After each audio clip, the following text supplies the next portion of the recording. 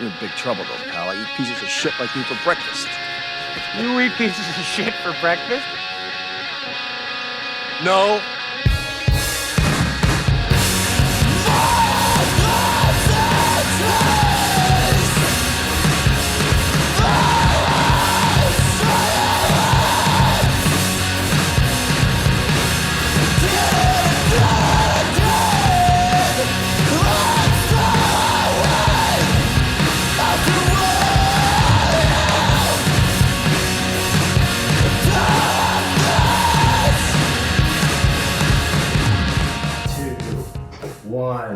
Rolling.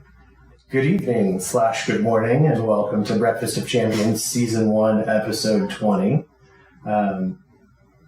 Clearly this is not Parker, nor is it Kevin, our third co-host. We are joined this evening / this morning by my lovely bride. Hi. Hi. Her name is Allie. She's been on a jab before, so if you've seen that jab, that one was quite the giggle fest. It was the most watched jab. It's true. It's the most watched jab, and also it's the jab that I just decided to not know how to speak English. I was just saying really random things. So. Does that make you nervous? It's true. Test your mic one more time. Testing. You might need to hold it. I might need to hold it or just talk louder. Talk louder. Okay. That's much better. So, this is kind of a pseudo-emergency, last-minute, thrown-together podcast this week because Parker has had some job situations going on where he's working a new schedule and kind of getting used to that. And so we originally had plans to pod yesterday evening and the day before, and it's just been kind of fallen through the cracks. So I thought, what better way to save the day than have my wife come on, and we've been teasing it. We're not going to do Scrapple this episode because I figured Parker would want to get in on that. So you don't like it. But we're going to have a fun one. We're going to talk a little bit of our personal relationship story. We're going to talk about the upcoming UFC 307 fight and get Allie's picks, so that way you could bet on her picks and make some money. Don't bet on my picks. Although, maybe. Maybe. You're good at the March Madness, so. Mm-hmm. So. That was a cat. Cool. Thanks for that, cat. If you can see right here off the top, we've got a show sponsor. They are technically not a sponsor. We just love Element. We've had some family friends of the family that we've been dog sitting, house sitting for, and we discovered these through doing that, and we just can't get enough of them. They are sort of like the, what are those things called? Liquid IVs? Mm-hmm. They're kind of like a liquid IV situation where it's electrolyte drink mix that you mix into water. They do have some pre-mixed cans, so you don't have to do all the work, but if you're unfamiliar with the Element, the reason that it says stay salty is because these beverages are very, very salty. Mm-hmm. And a lot of times growing up, we heard that salt was bad for us and that we should limit our salt intake and that whole thing. But really, salt, the proper salt, the Mediterranean sea salt and the pink Himalayan sea salt and all of the organic salts are actually really, really good for you. They definitely help with hydration and recovery. And so if you're a combat athlete out there and you're looking to try something new, you're tired of the sweet stuff, cross on over to the salty side, brother. Element is very good. So I emailed them this week and I was like, hey, I've got a podcast. And 2 days later, they sent me some swag. So thank you very much, Element. We appreciate you giving us some stuff. We've got these 12 variety sticks here. And the flavors, citrus salt, raspberry salt, orange salt, and watermelon salt. There are no sugar, very low on carbs, 10 or 5 calories depending on flavor. These are these like the ones for like the just regular water bottles? And then these are like the bigger boys? Open it up. Let's see what they are. see what they sent us. This is the one I've gotten before that has like chocolate in it. Oh, interesting. So this is a sampler pack. So yeah, this one has chocolate salts, raw, unflavored salt, raspberry salt, grapefruit, watermelon, orange. This mango chili is actually good. Ah, mango chili. Okay. So they've got plenty of flavors for you to try. Mix it in with your water, get hydrated, and taste saltiness instead of sweetness. It's a very cool way to break up your hydration game. If you don't like the taste of plain water, like many people our age, and you're just used to throw in like liquid IV, or we like stir around these parts, sometimes that's not great for you, and you need to switch it up, and these are a great alternative for that. So thank you very much, Element, for sending us a little care package of flavors. What's your favorite flavor? Raspberry and watermelon. And not just for combat sports. I mean, I'm a mom, and they keep me hydrated, and I don't know, I have a lot of, I work all day, and I talk on the phone all day, and I have self-diagnosed POTS. I'm pretty sure I have it. And these, I don't get headaches because I get chronic headaches. And so if I drink these like 2 or 3 a day, I don't get headaches and I don't feel tired, and they help a lot. So each one of these packets has 1,000 milligrams of sodium, 200 milligrams of potassium, and 60 milligrams of magnesium. So you're getting some good stuff with those things. And I haven't tried the chocolate. It says enjoy hot. Oh. I don't know. Yeah, I don't know about that either. I'm a big watermelon salt guy. That's the one I typically go for whenever I can. So I got kind of tricked into it. I was feeling not so great one day, and you were like, "Try it; it'll make you feel better." And then I tasted it, and I was like, "Well, this is pretty good." Yeah. So that's usually how it goes around here. I don't trust Allie, and then I eventually come around. If it's her idea, then it's a no-go. Yeah. So this week here at the Floyd household, for those of you that don't know us personally, we are huge cereal lovers here. Cinnamon Toast Crunch rules everything around me. So I typically have a huge box of that, probably once a month. But there are just times randomly where we need sweet treats in the evenings, and when you say randomly, you mean every night. Every night. Okay. Just let's keep it real. I go on these weird waves of like where I'll have like Boston baked beans every night for like 2 months, and I went through a hot tamales phase and a licorice phase, and part of my like I guess OCD is like the comforting every night doing the same thing. But there are times where cereal is our jam, and the other night Allie was in need of a sweet treat, and so I went over to the Walmart, I went over to the H-E-B because earlier in the day I had gone to the Walmart in town, and they have completely different cereals than the Walmart over here in Hudson Oaks. So small town, you know how that goes. 10 minutes apart. Yeah. They had some crazy cereals there that I was sending pictures of to Allie, just like, oh, look at this. And by the end of the day, I'd given her the food herpes, and she wanted cereal. So went to H-E-B. That's what we call it, by the way, food herpes. That's what everybody calls it. That's not what everybody calls it. Mm-hmm. We didn't invent it. We saw it on the line. On what? On the line, online. Oh, okay. These make me feel like I'm talking so slow. Is it because I can hear myself? Yeah. There's a slight, like, 0.005 second delay, and so you're hearing yourself in your head, and then, like, a split second later, you're hearing yourself. All right, I don't normally talk this slow, just so everybody knows. Sound like Selena Gomez So, back to the story. Allie wanted cereal, and there's this thing that I do where it's like my love language. I don't mind like going out and getting things, or like if somebody wants something, that's kind of how I show them that I love them. I'll go get it for them. So I went out and I got 2 cereals because we couldn't really decide. She wanted something fruity, but also something marshmallowy. And so the ones that we decided to get were Oops All Berries and Frosted Flakes with marshmallows. Oops All Berries being like a nostalgic standby, and then the Frosted Flakes with Marshmallows being a new cereal to try. How did you like those cereals? Oops All Berries is just nostalgic. I'm not like, woo. But I gotta say, the Frosted Flakes with Marshmallows was top notch. Nice. I had a bowl of each, and that's it, and the box is gone, so I don't know. We have children. Obviously.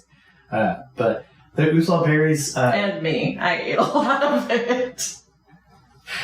The Oops All Berries immediately transported me to my childhood.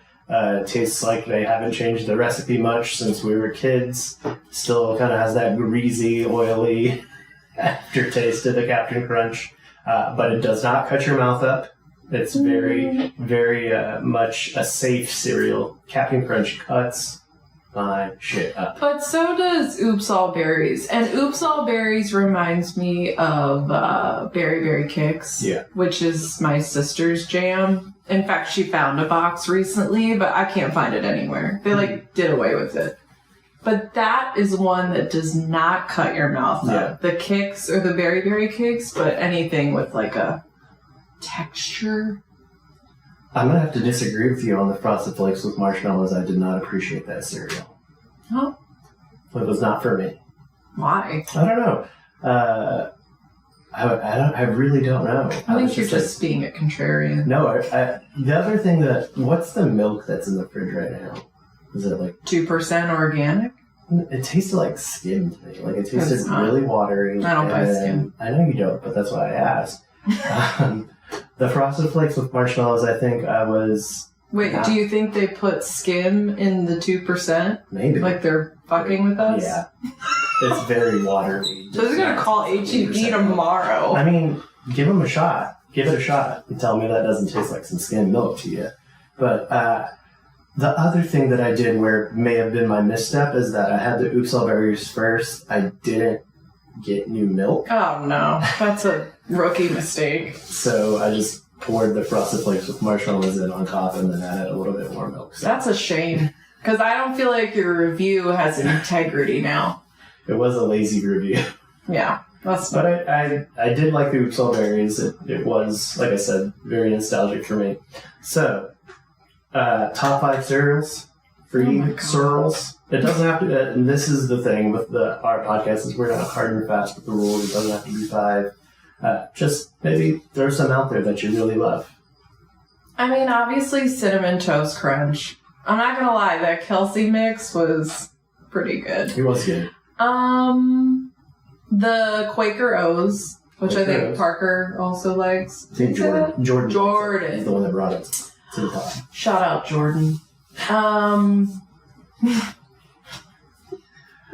Who also didn't know what standing was in this morning. I cannot. I feel like I need to talk to Jordan personally and understand where he was when we were all growing. We're all the same age. I'm younger. But where were you when Eminem, did he see 8 Mile? I don't know. I didn't ask. Well, that's the next question. I feel like we should find out live. We should call him. Hey, have you ever seen 8 Mile? Do you know who Mekhi Phifer is? Yeah, that was wild. I can't get over it. I feel like he's fucking with you. The other thing was, so Elijah enjoys our laughs from time to time, and so there's... Elijah thinks I'm hilarious. Yes, he does. He also finds Jordan hilarious, so Right. I don't, But what I was saying is we have some like classic inside jokes with Elijah, Jordan, and myself. At one point, Jordan was not very familiar with Drake's catalog, and it was like around the time that What a Time to Be Alive came out. And so the Drake fever between Elijah and I was at an all-time high. And it really was. And so when I was talking to Jordan, I would just be like, I can't believe you don't you don't know about Drake. And so I just kept on like pounding Drake down his throat. And I'm, oh, hey, yo. Hey, yo. Diddy. Anyways, I kept on saying No Diddy. Drake music to listen to. And then eventually he was like, Drake knows what's up. So like that's a classic line. That's a classic one. And the one I think of all the time that I don't remember the full story is the schnoz. The schnoz story. Schnocker. Schnocker! That's what it was. He meant to say schnoz, but it was schnocker. Yeah, so... Jordan's a funny guy. He is very funny. He's one of my best friends, and he's pure of heart, and his hilarity it doesn't come from a very... Like, he doesn't try very hard to be funny. He's just very naturally funny. Anyway, so this... Okay, cereal, though. Okay, but go on. Yeah, so this afternoon... Elijah, his grandmother recently passed away. Rest in peace, Grandma Whitrick. And so I knew that, usually whenever your grandma or when someone passes away, you're just kind of in a weird space, and I wanted to kind of make him smile. So I screen capped that conversation from Jordan this morning, and we just laughed. He was like, I love that man. He's so funny. So this morning at 8 o'clock, as I was getting my kids ready to bed, I got a message from Jordan that said, when after this happened? And he sent me screen caps and looking up.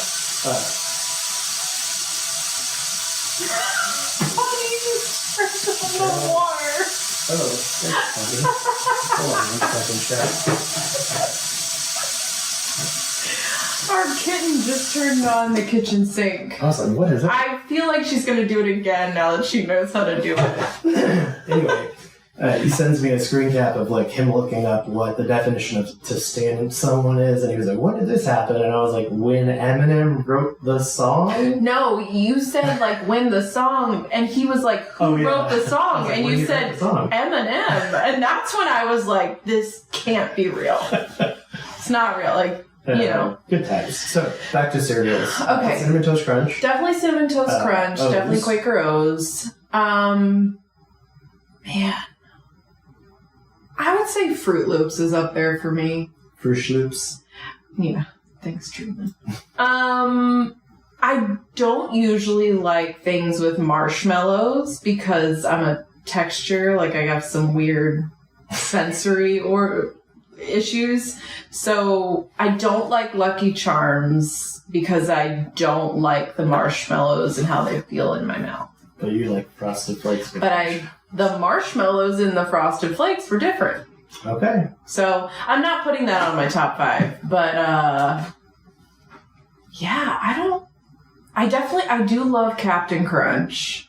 My mom didn't let us have these cereals when we were growing up. Yeah. They were forbidden. Forbidden. MTV and cereal. No. Specifically Madonna and cereal. Madonna was the devil. What a shout out the cereal. Shout out, Mom. My mom would be absolutely against it. Like a virgin nose. Like a virgin nose. Yeah, no, absolutely disgusting. I love Captain Crunch. I love the Quaker O's, the Cinnamon Toast Crunch. I don't know. I love a cereal. And it depends on whether I've partaken, because I do fucking love cereal. Yeah. You guys know. You know what I'm talking about. If you know, you know. If you know, you know. Did your sister and you ever get into fight over cereals? I have no context. Oh, I like Honey Smacks. Oh. That's a good one.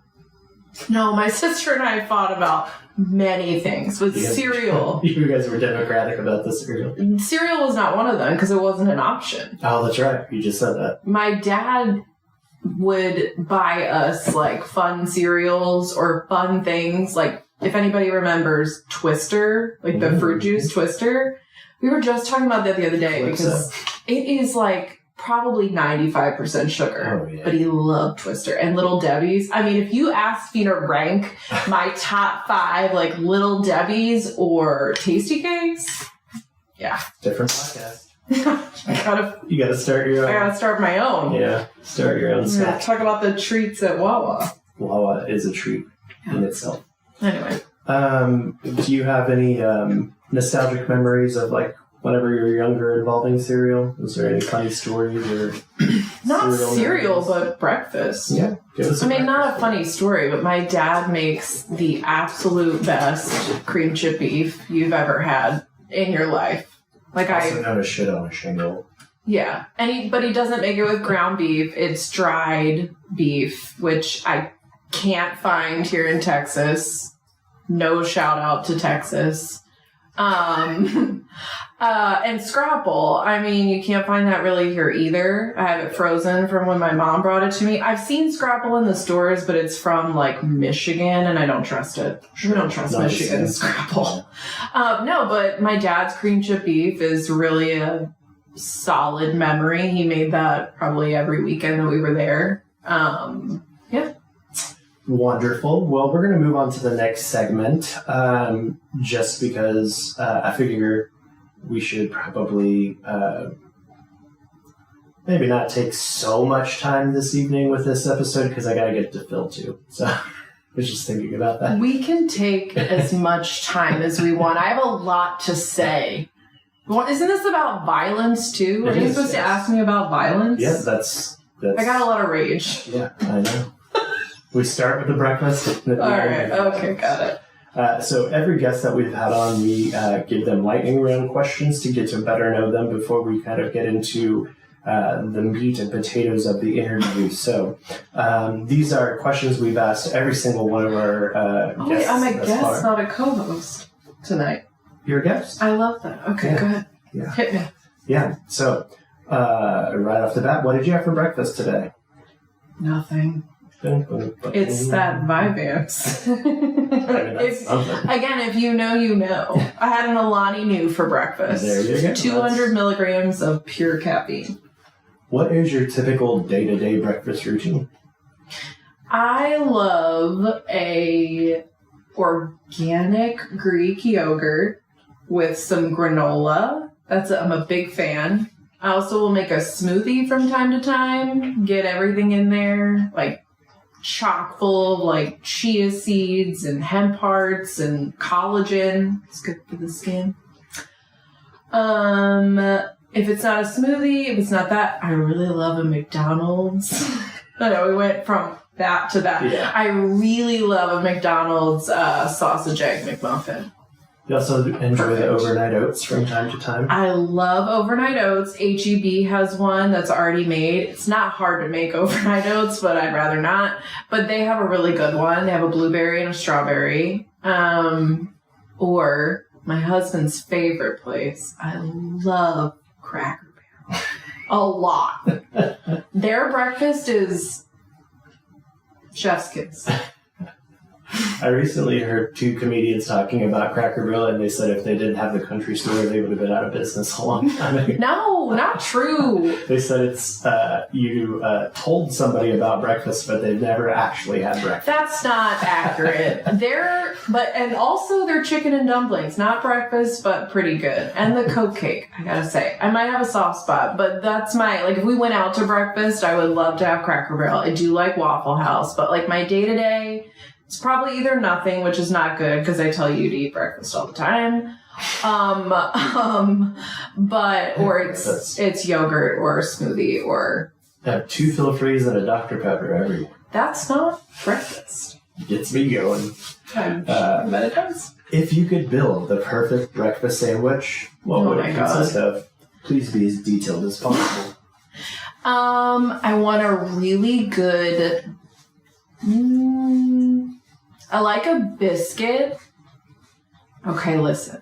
We're talking about Wawa. Let me tell you, Wawa has the absolute best breakfast sandwiches that you can buy pre-made. So I really like the turkey sausage, white cheddar, and cheese on a English muffin.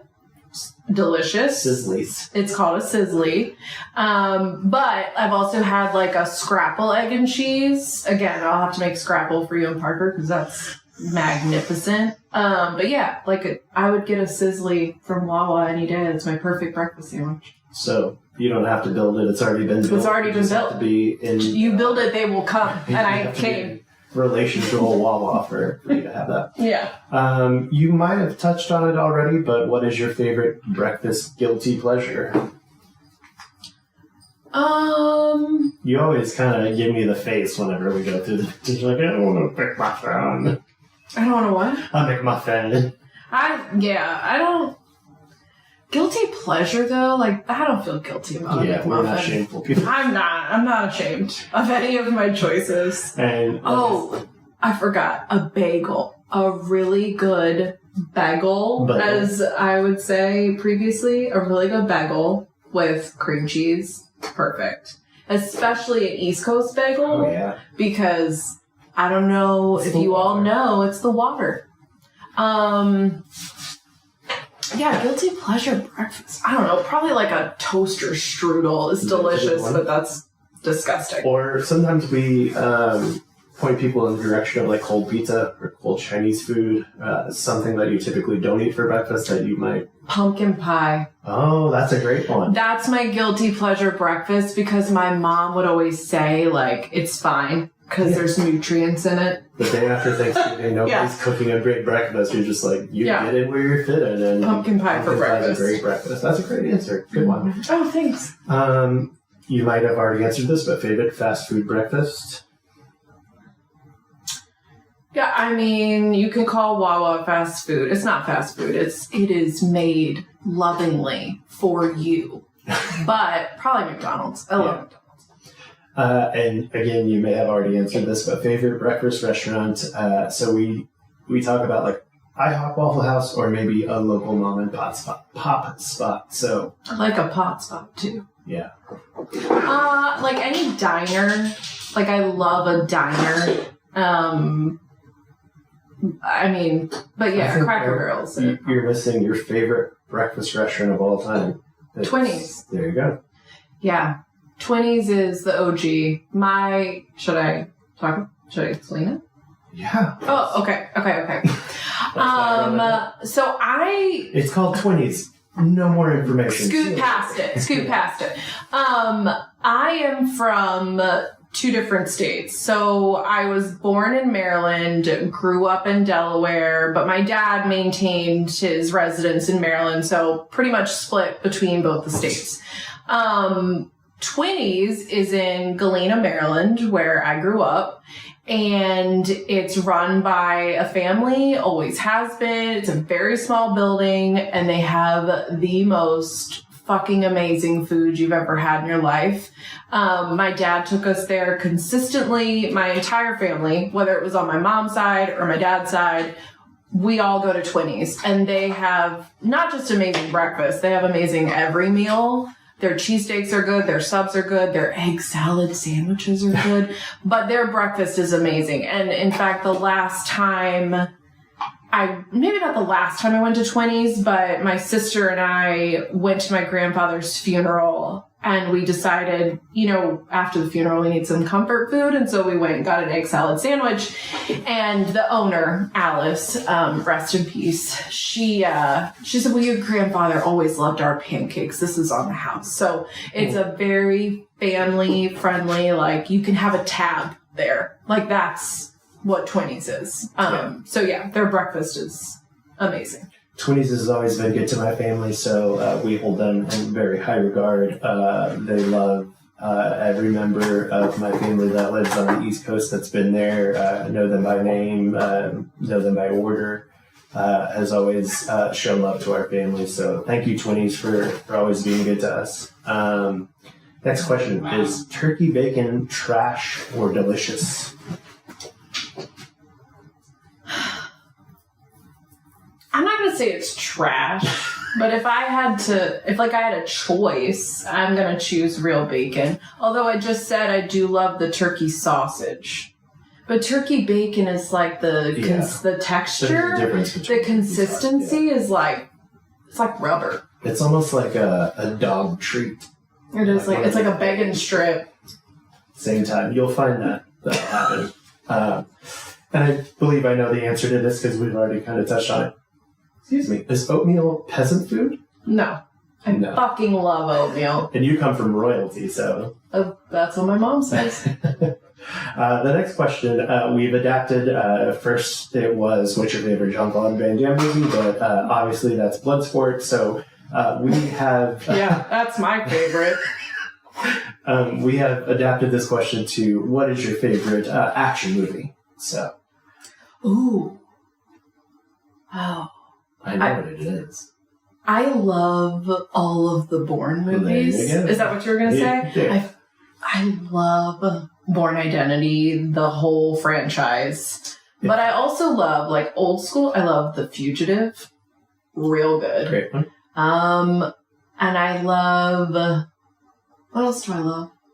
The only thing I was going to say about the Bourne movies in particular is that if you ever want to capture my wife's attention, because she does have the ADD and she does have a hard time kind of sitting in one spot, if you were to throw on Bourne Identity, she would just sit there the entire time. I would. Probably so. Write a letter.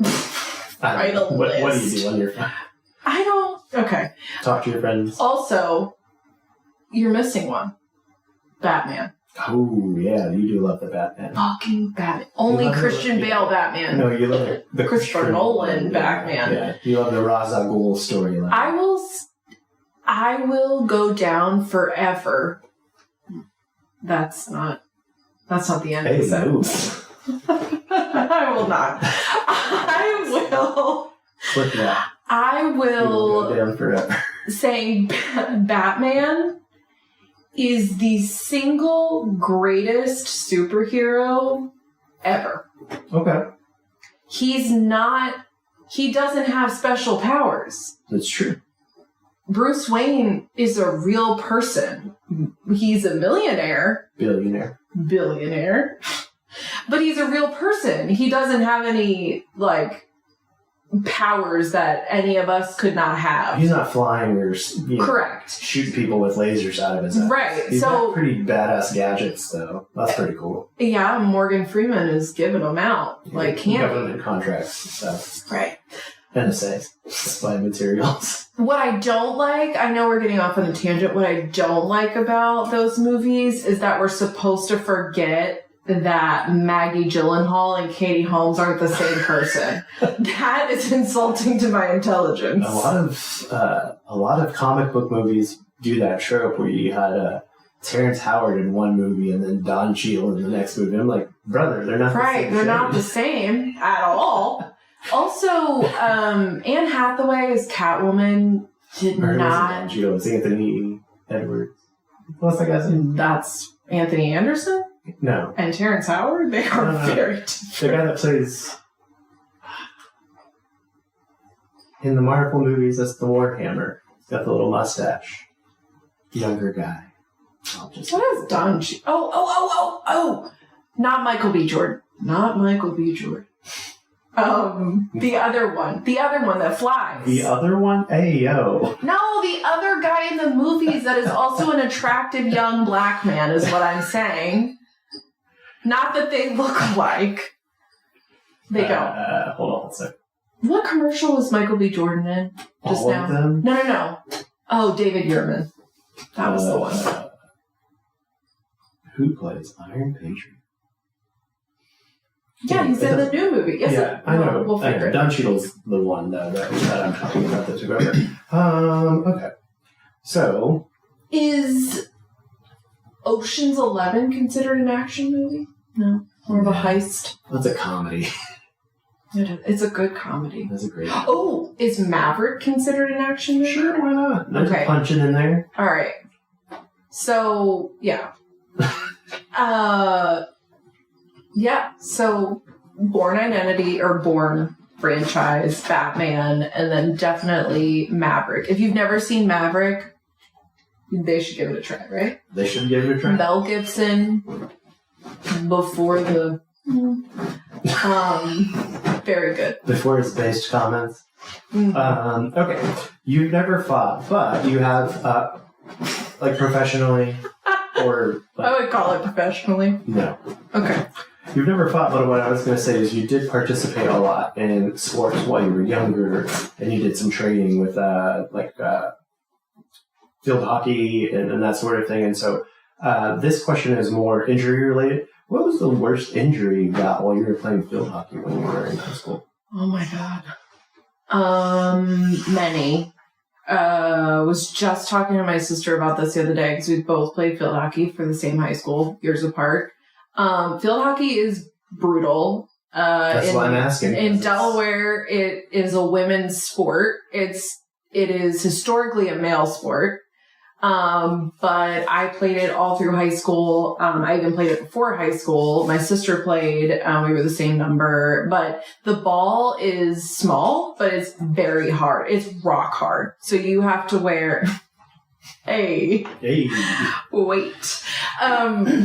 But you have to wear shin guards. You have to wear a mouth guard. Our goalies are fully protected. But I got hit in my shins, even with a shin guard. I legit feel like I have dents in my shins still. My sister will say the same thing. We watched girls, when the ball would pop, get knocked out by these balls. So... little CTA. Yeah, a little CT from field hockey. It's a brutal sport. It's not exciting to watch. It's very fun to play, but it is very intense. And the hockey sticks that you guys use, those are pretty hefty and wooden. They're wooden. They're basically like wooden clubs. They are like a wooden, the cats again. Sorry about our kitten. She's got problems. It's like a wooden, thick piece of wood, like almost like a ice hockey stick, but it's like... It's a thick piece of wood, and you don't swing it like a golf club. You have to have, like, extreme upper body strength to... You gotta keep your arms straight. You have to keep your arms straight and push the ball against the field to your teammate.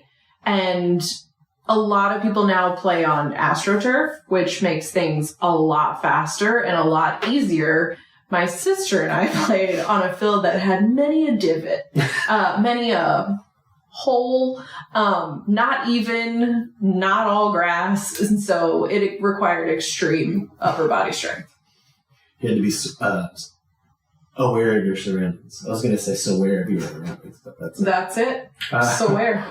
When we're watching UFC, what do you think is the best way that you've seen to finish a fight? I know you're not a huge fan of submissions. How do you like to see a fight end? I like a good, legit knockout, although they scare me. Like, if that was my son, I would be terrified. Yeah. Like, seeing someone laid out like that, and when they don't get up right away. Some of them we've seen together have been pretty scary. Yeah, I don't like that. I'm like, get up! Get up!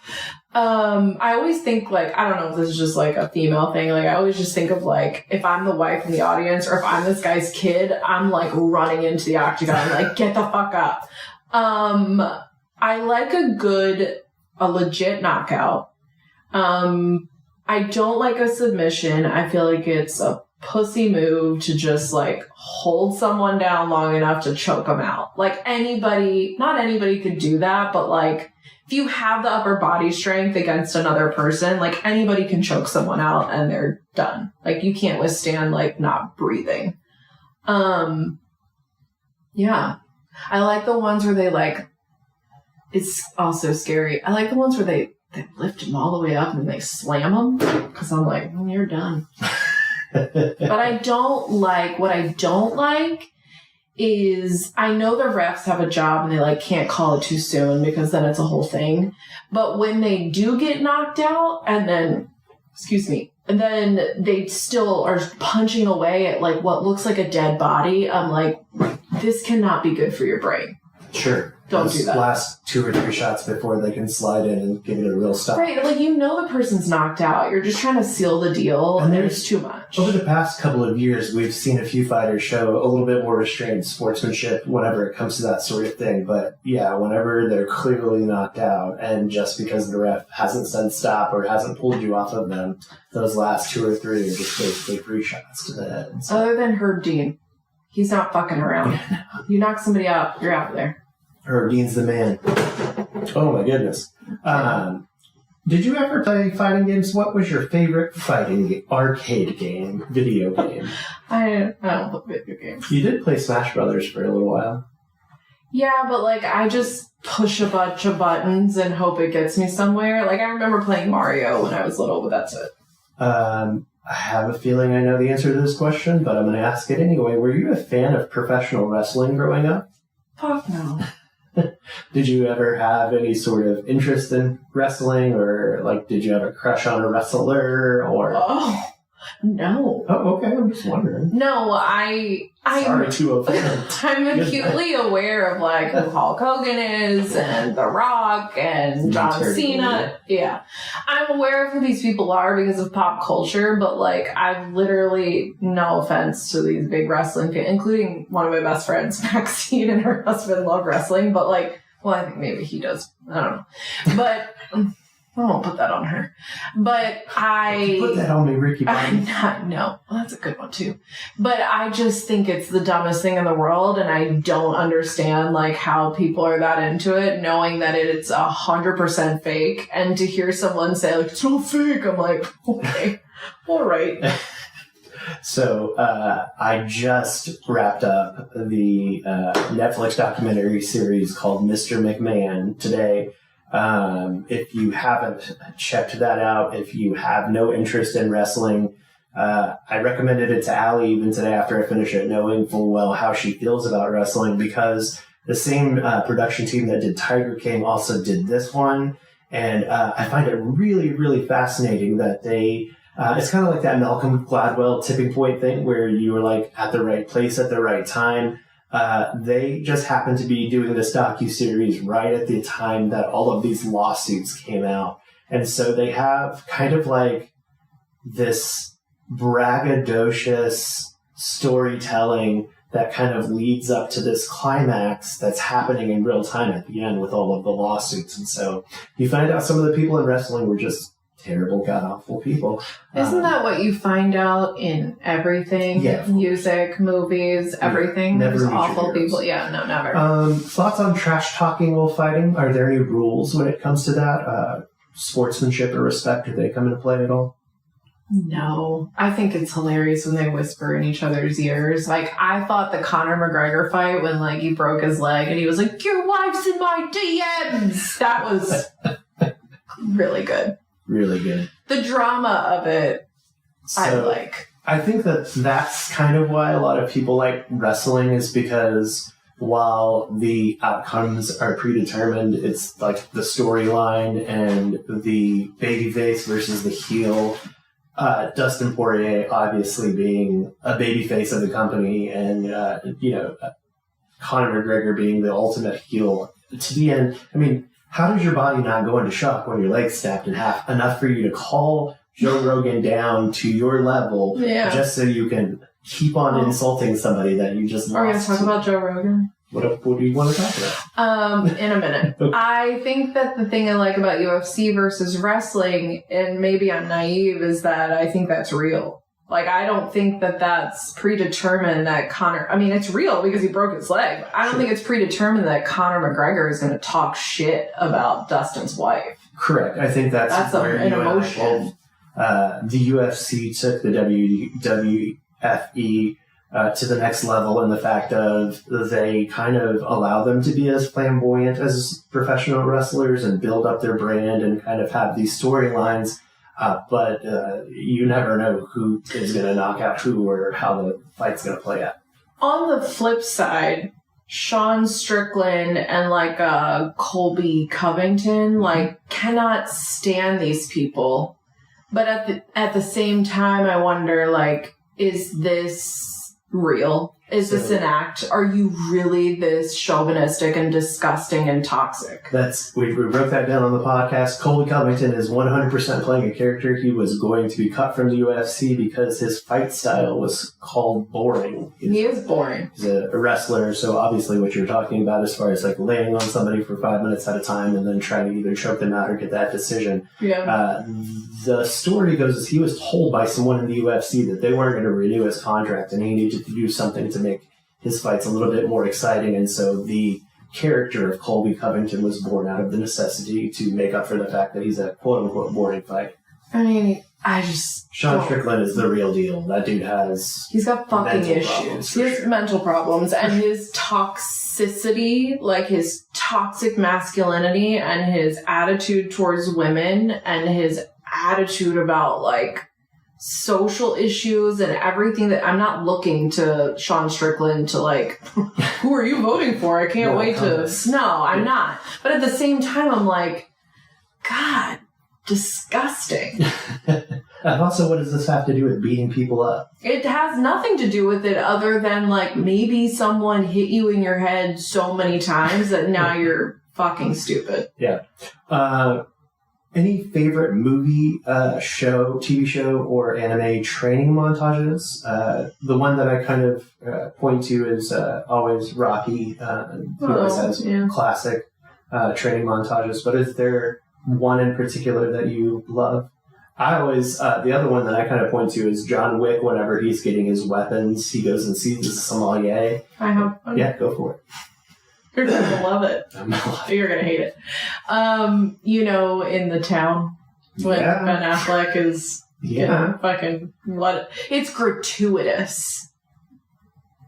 Don't hate it. Where he works out. He's doing the fucking pull-ups in the... Because he just had sex with a crackle. Right, but that's like the thing is like him as a bank robber having a workout montage is not for anyone also, but they put the us supplements women. In the movie. Right. He goes to the laundromat and there's like all of his metrics. Right. And it just blows my mind because it's like they just were trying so hard to be like, how can we get him shirtless?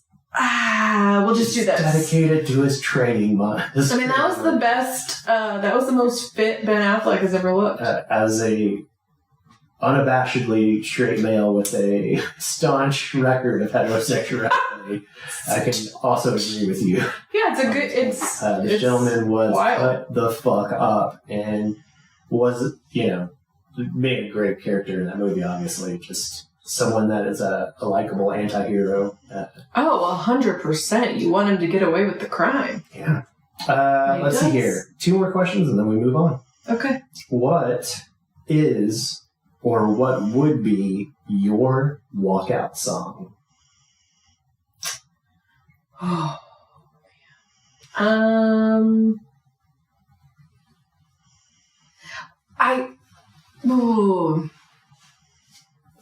I think you don't know me. My favorite rapper of all time is Tupac. In fact, big fan, huge fan. Huge. Would get Thug Life on my stomach too if it was appropriate. I don't know. I feel like it could be a Tupac song. Or DMX. Ooh. Another good choice. X Gonna Give It To You. That's really fucking hard. The crowd in that too. Yeah. Oh yeah. Yeah. That's a good one. That's a really good one. Obviously I'm limited now to so many rap songs or hip hop, whatever, because of the Diddy, because he's literally like talking or emoting in every single song. He has his hands in every song. Literally and figuratively. Hey, yo. So Tupac is the safest bet, or DMX. Okay. Rest in peace to both. And does anybody in the UFC currently have one of your favorite walkout songs? Is there somebody that you... I don't remember. What does Tie to a Bossa walk out? Some Australian thing? No, it usually comes out to 1,000 Miles by Vanessa Carlton. That's funny. It has to be hard AF to match you, or it has to be hilarious. Do you remember the time that we watched... what's that guy's name? Mike Perry. And he wanted to come out to the Halo video game theme song, but they accidentally played Halo by Beyonce. Oh my god, yeah, that's so funny. That is so... And he went with it. He was like, what the fuck is this? And then he just started singing. He's like, oh, the Halo. Yeah, like when anybody does 90s, early 2000s rap or hip-hop, I'm like pumped up for them. Yeah. Well, thank you for indulging the lightning round questions. We've got a chance to get to know you a little bit better, and so... Now we can move on to some of the violence that you're asking about. You and I, we we love the Contender Series.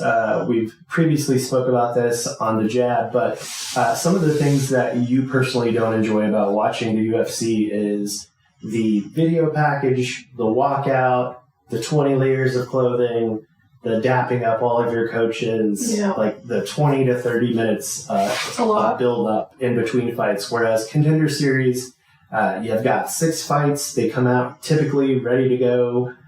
There's not so much of a hubbub. There's no walkout music. It's just 2 guys getting in there trying to fight for a contract. So, last night was week 8 of Dana White's Contender Series. If you watched any of that, you will have known that all of the winners got contracts last night. So it was a very happy, positive, great episode. It was one of those stereotypical episodes where the people that were there were really there to showcase what they got, get their contract, and then just move on. There was no drama. There was no weird stoppages. But the one that you and I saw last night that I kind of wanted to touch on is because we've been talking about the gentleman for so much is Torres Finney. The reason that I wanted to bring him up is because we've been kind of giving him a hard time this series, this season on Breakfast of Champions, because this season he's already won once. He won, and Dana on that episode won twice. Did he not? Well, last year he was on as well. Okay. So he was on last year and he won. Didn't impress Dana. Dana said, "Go get a few more fights and come back." Torres Finney didn't fight at all, and then came back a year later, won his fight. Dana wasn't impressed. He's the only one on that episode that did not get a contract, even though he won. And so Dana said, "I told you to go get more fights. You only got this one. Not impressed," and passed on him for a second time. So, for a lot of people, they were like, how do you win twice and not get that contract? But I was one of the few people that kind of saw where Dana was coming from. You've got an older guy that's 5'8", that's in a division where you're fighting people that are almost 100% taller than you in almost every single fight that you're going to be in. Sure. He also is a wrestler, so we talked about like the boring fights or whatever. Last night, Torres Finney comes out. He's fighting Abdullah El Arami, who is, what was he like? 5'7", so... He was like 6 foot. Or 6 foot even? He was 6 even? Okay, yeah, he was 6 even, so not as tall as the guy that they put in front of him last time. And you heard my frustration from the very beginning. Torres, but what's the problem? If he absolutely, like, decimated that guy. If he's like so much shorter than him, but kept him on the ground because he's stronger. Yeah. I don't understand why that's not good enough. I think I said it, and then about 10 seconds later, Paul Felder said it, and then about 10 seconds after that, it finally clicked that he has been so dominant in the past 2 fights. Had he used one elbow to cut one eyebrow open, he would have gotten his contract, because damage is the single heaviest weight metric on scoring. And so last night, what we saw was he definitely dominated his opponent in every way. But what was crazy and kind of like serendipitous is that he had actually got his opponent down right in front of Dana. It was like prime viewing spot for Dana, and then he finally let his hands go to the point where the ref had to call a TKO in the first round. Right. So great finish for Torres Finney. He did get his contract. We did get some more background into. He actually was picked to be on The Ultimate Fighter 2 seasons ago, but got injured and didn't get a chance to compete. So it's almost as if like, he's been told no so many times that Dana had no choice but to tell him yes at this point. So shout out to him.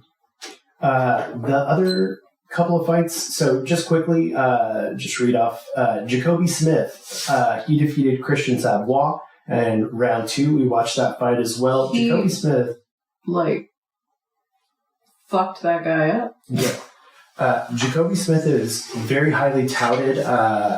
Little personal connection to us. Our daughter attends Oklahoma State University. She's a Cowboy Go Pokes. So Jacoby Smith wrestled there, became an All-American there. And so it was cool to see kind of that personal tie to just our area in general. He came very highly spoken of by Daniel Cormier and his video package. And I know you don't. But, someone that's already in the company, obviously, that has his own MMA show on ESPN, who commentates fights, who won the belt several times, is in the UFC Hall of Fame. I mean, that's a pretty good letter of recommendation. I don't care if you don't. I wouldn't want to. You're so cold-hearted. So Jacoby Smith, he really decimated Christian Savoy, like we said, Christian Savoy in round 2. Torres Finney got his TKO in round 1. David Martinez defeated Xavier Franklin by decision. That was one of those fights where, even though it did go to decision, David Martinez stood in the pocket and basically threw everything he had at Xavier Franklin. They're just smaller guys. They don't have that knockout power. Alberto Montez defeated Carlos Calderon by submission, anaconda choke in the round 2. That was a really high-level, fast-paced grappling fight. And if you don't like submissions and you don't like grappling fights, I would say that would be the fight to watch, because both of them were wrestlers or grapplers, but they both were going super, super fast, and they were both throwing up submissions left and right. So it wasn't a hold them down. It was like, once I get you down, I'm going to try to choke you out. And these guys were like alligator rolling each other, and like they had their necks all cranked and they were alligator rolling each other. Lastly, we had Deir Nugazai versus Bartosz Szewczyk. Deir Nugazai is a Kazakh fighter. He won by KO head kick in round 2. One thing that I saw, you didn't get a chance to see it, but whoever fights Deir Nugazai next, the gentleman has a tick. He's got while he's fighting, he's constantly rubbing his own eye. So when you're fighting him, there's probably I would say 2 seconds where if you timed it just right, you would poke him in his eye with his own finger. Because I'll show you after we get off the podcast, but I can't wait. The man can't go 5 to 7 seconds without ticking with his eye and then rubbing that tick. And so at first I thought, oh, did he get hit? Is he trying to like shake it out? No, he just has a tick. And so the timing of him was very odd, because he'd go to throw, but then he'd stop and rub his eye for a few seconds. So it was like he couldn't really like chain together like long combinations of more than 2 or 3 punches at a time, which he doesn't need to because he's a light heavyweight. So, but in my mind, the next person that he fights, I'm going for that timing. The second that he goes to reach that eye, I'm going to jab him right in that eye, and his own fingers are going to poke him in his eye. Yeah. So whoever fights him next, I've got your homework for you. Heard it here first. You heard it here first. You look a little sleepy. I'm not sleepy. I said you look a little sleepy. I just had a pumpkin ale. Nice. This coming weekend, we have UFC 307, which is sadly a pay-per-view. Boo. It's okay. We'll stream it. Whoa. Allegedly. Whatever. Dana can suck it, because I'm not a huge fan of Dana White. You know who I am a huge fan of? Please we didn't touch on this. Joe Rogan. Which I know some of you may be surprised if you know me and are actually watching this. I love Joe Rogan. We have a lot of the same thoughts, same ideas. I'm just not a multimillionaire podcaster, but yeah, Joe Rogan's the man. And I will watch any fight that he calls. When he's not calling the fight, Rene will tell you, I'm like, subpar. So, yes, we are a Joe Rogan household. I was a very early adopter of the Joe Rogan experience, probably because I have OCD. I'm a completist. I would say up until maybe like 2 or 3 years ago, I had listened to every single Joe Rogan experience episode. But it's almost like a guilty pleasure to admit that to some people, because I think people have this preconceived notion of Joe Rogan because they probably don't listen to Joe Rogan. They just see like clips or whatever. MSNBC or CNN. Yeah, whatever they're posting about him. But he's actually definitely not a Republican. Definitely not a supporter of Trump. I'm sure those news stations have made that seem like he is. He's so middle of the road. He's so logical, and he asks really great questions of his guests. And I've learned a lot from his podcast. And so when we say we're fans of Joe Rogan, that doesn't mean that we're like raging, right wingers. We're definitely not. Just love Joe Rogan. All right. As if Joe Rogan didn't need another plug and billions of dollars. What's up? I always start at the bottom of the card, and we have, like I said, it is UFC 307 happening Saturday, October 5th, 9 p.m. Central Time. It's definitely going to be this guy. We haven't started yet. Oh, I'm sorry.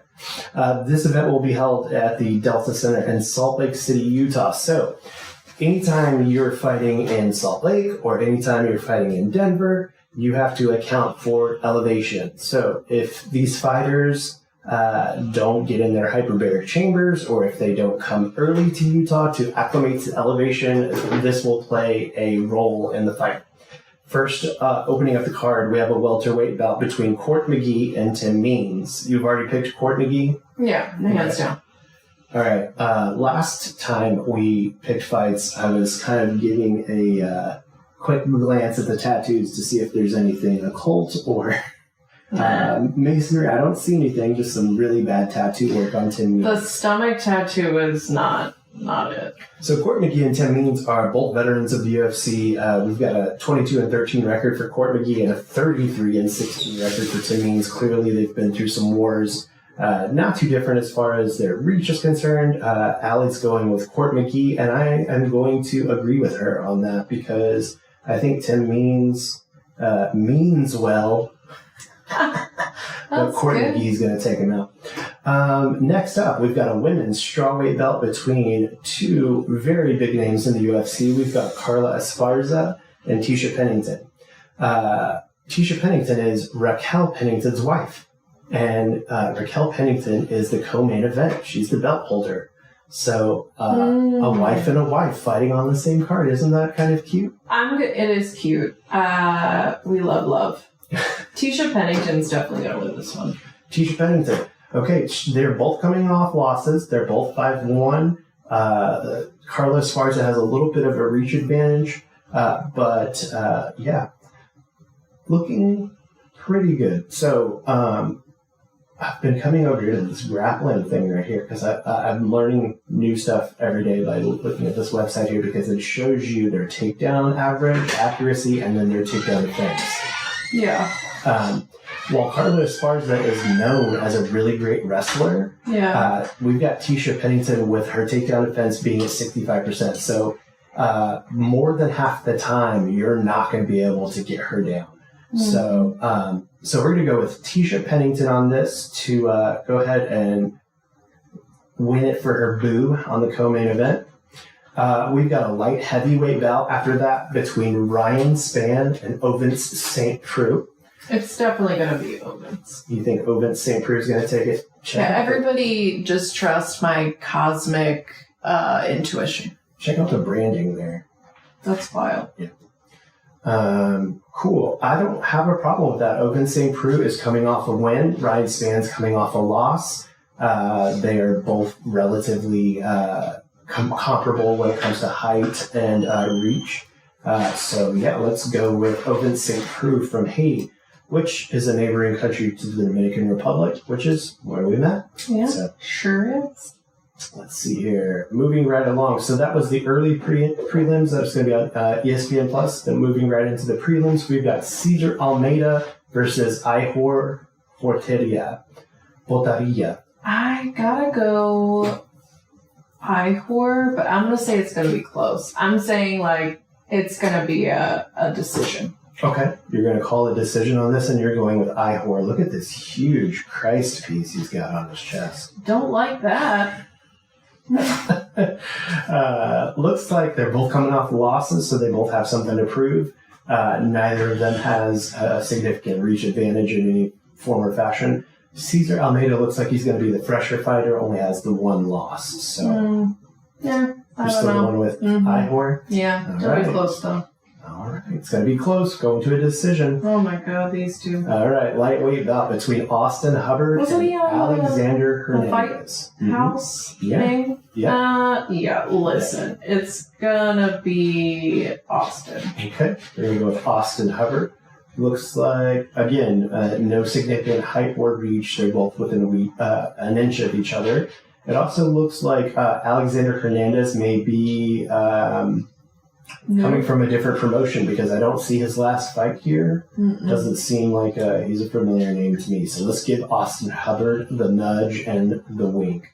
All right, we've got a women's strawweight bout between Marina Rodriguez and Yasmin Lucindo. It's gonna be Marina. Marina Rodriguez is one of my favorite fighters. I agree with you there. I just don't see yet. Yasmin Lucindo bringing any sort of trouble to Marina Rodriguez's. Okay, now, Oh my God. this is going to be a fun one. We've got Stephen Wonderboy Thompson versus Joaquin Buckley. Nah, he hasn't killed it in a while, so it's gonna be. You think Joaquin Buckley's going to take this one? Mm-hmm. That really pains me because Joaquin Buckley is, I would say, probably my, I don't want to say least favorite fighter in the UFC, but he is probably, to me, the most annoying fighter in the UFC, especially in this weight class. Yeah, like, I like this guy. I've seen him fight before, but, like, I just don't think he's gonna. Yeah. No, this guy's definitely gonna win. Yep, Joaquin Buckley is coming off a win. He's got a few great wins.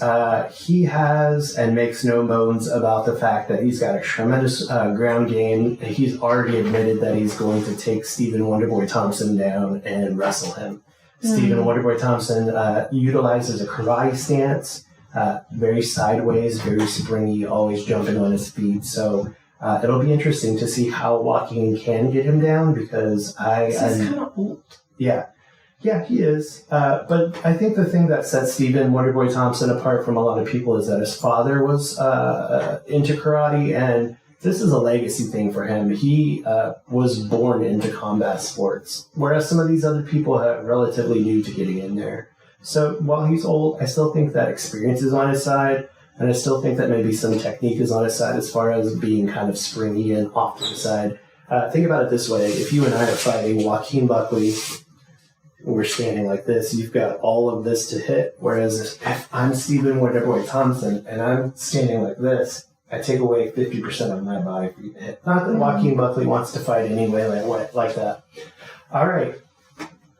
In the main card, kicking it off, we've got our favorite hometown hero, Kevin Holland. Kevin Trailblazer Holland. He's going up against a scary guy and Roman Dolidze. I mean, I'm gonna go Kevin Holland, but I really am not sure. I mean, it's the last fight. It's not good. Yeah. It's not good. He came off a win. But I'm just saying the last time I saw him fight, it was not good. all right.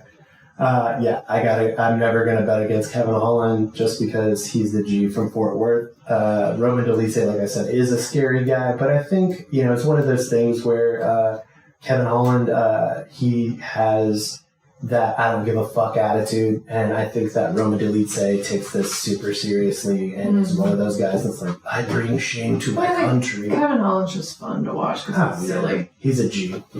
Women's bantamweight belt. We have Kayla. All right. We have Olympic gold medalist Kayla Harrison versus Ketlin Vieira. Ketlin is no joke. She's got great Brazilian Jiu-Jitsu. She is a veteran in the UFC. Kayla Harrison is a much talked about prospect. This will be, I think, her second or third fight in the UFC. Like I said, she already has an Olympic gold in judo. And so we're going to go with Kayla Harrison. Let's be clear, this is just vibes. I have absolutely no idea what I'm talking about, but when I see these people, the vibes. You nailed the last one. You automatically knew who was going to win the last one, and that one's pretty clear cut on that. They're already talking about who her next fight's going to be. She's also the backup fighter between Juliana Pena and Raquel Pennington, because if anything happens there, she's going to step in. It's going to be Jose for this one. Jose Aldo versus Mario Bautista. Jose Aldo, obviously legend of the game. He's been involved in some of the greatest fights of all time. Mario Bautista is a up-and-comer Mexican-American from the States. We're going to go with experience and badassery between Jose Aldo and Mario Bautista. So, Jose. I want Raquel to win because her wife is also playing, fighting, whatever. No, they play. Juliana Pena, I don't think I like her. We don't. I'm choosing Raquel Pennington is a real life person, whereas Juliana Pena is very much like, I think that she'd love to be an influencer as well. Wasn't she the one that was on Joe and on the experience? And then he asked her what was in the product that she was hawking, and she was like, I don't really know. And I was like, that's not a good answer. You are correct. Mm-hmm. Also, I saw today at Media Day, she brought her Louis bag and set it on the table and then adjusted it several times. And then when she got up to leave, she made sure that her Louis belt was in the picture. So I'm thinking she's trying to angle for a sponsorship from a high-end fashion couture. But it's just not going to happen because she is not that one. Maybe just be cool on your own. Also, this fight is 11 years in the making. Both of these ladies were on Ultimate Fighter together. Mm-hmm. Juliana Pena cuddled up and cozied up to Raquel Pennington and tried to make it about, like, let's do our nails together. And Rocky was like, I'll be cool with you, but I'm here to, like, fight, so we can't be friends. And so she really kind of took it personal. She wants to be on a reality show. Well, she was on a reality show. I think she just would like to continue to be on one. Mm-hmm. I'm going to go with Rocky on this one. I think Juliana Pena is, like I said, I got last week's fight totally wrong. Renato Moicano totally ruined everything I said against Benoit Saint-Denis and all that. So, main event, Alex Pereira versus Khalil Roundtree. See, I have a lot of feelings. Well, let's hear them. Allegations? Yeah. Don't like those. Yeah.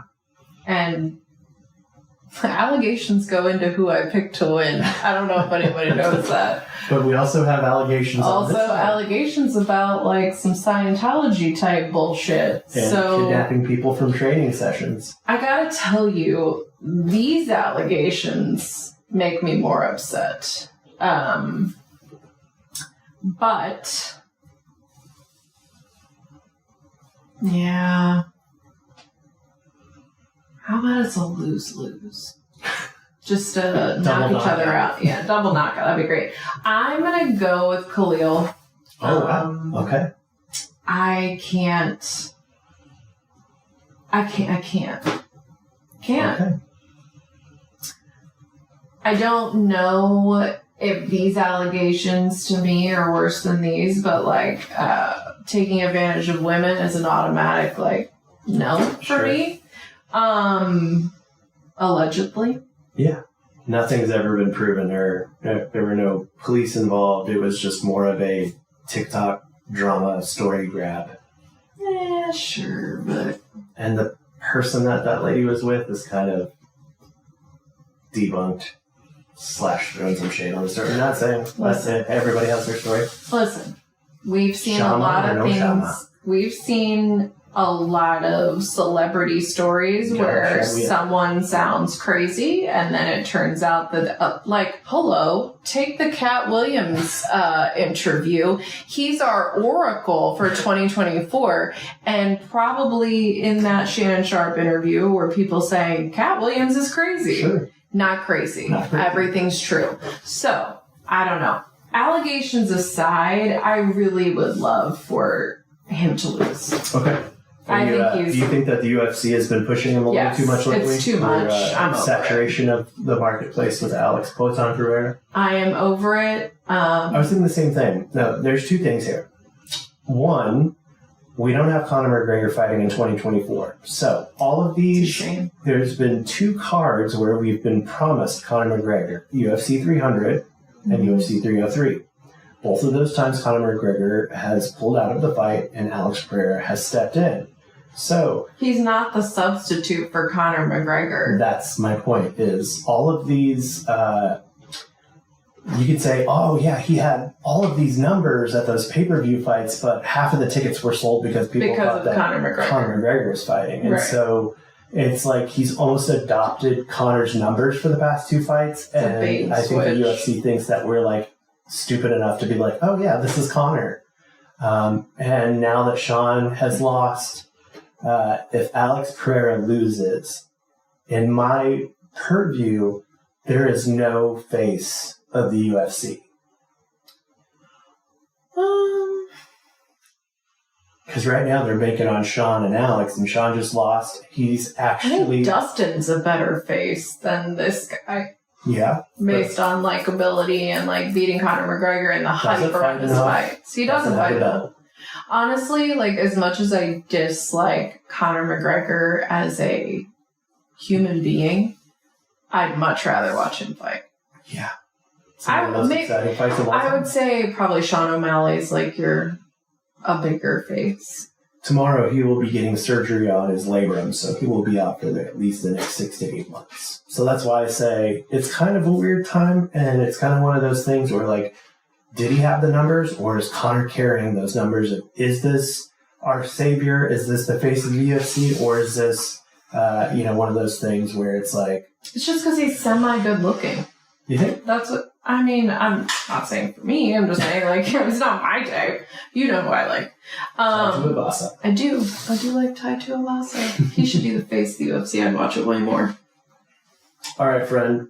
I did put on here either how we met or a personal fight story. Do you want to do either one of those things, or would you like to call it a night? Now that our daughter has made it her way here. Listen. I'm going to say call it a night, and also in my younger years, was not afraid to throw down. Okay? In your younger years, you just texted me last week about a football game. I didn't actually altercate, but I made some faces. No, listen, if anybody fucks with my family or my children, I'm still prepared to throw down, but I am a professional woman with a real job and a life, and I'm not about that life anymore, but I got enough rage in there, so I ain't gonna kill him, but don't push me. It's a quote. Well, thank you for being on and saving my ass this week. Sure. Appreciate you helping me out with that. So if you guys have any questions, comments, or concerns about this episode, please give us a call at 682-294-0101. We also have an email address, breakfastofchampspod@gmail.com. This will be out first thing in the morning, but I do have some exciting news. Tomorrow morning, I will be interviewing my very first time ever, a real life signed to the UFC fighter. So thank you, Kevin, for setting this up. Tomorrow, Kevin and I will be interviewing Abdul Razak Al Hassan. So he's a Ghanaian fighter that fights out of Dallas and uses Fort Worth Float Company for recovery. He is fighting not this Saturday, but the following Saturday in Las Vegas for a fight night. So he is currently in camp and doing some recovery over at Fort Worth Float Company and has graciously offered to spend some time with us. So looking forward to that. You'll hear that next week, and in preparation for his fight and for fight night next week in Las Vegas. So lots of cool things happening on our end. We really appreciate you tuning in. If you have, please rate, review, like, subscribe, all that great stuff. It really helps us out. We were just talking about this earlier as far as like the name of the game of business is concerned. I've not personally bought any followers or tried to do that in any way, but We're not above it. If you have been with us from the ground floor, people like Jojitsu, people like Justin from Grimoire, people like Jordan Klein, just thank you for being with us. Thank you for listening every single week. We appreciate you very much. So, hope you guys have a good week. Make sure you tell us about your favorite cereals, and we'll catch you next week. Bye.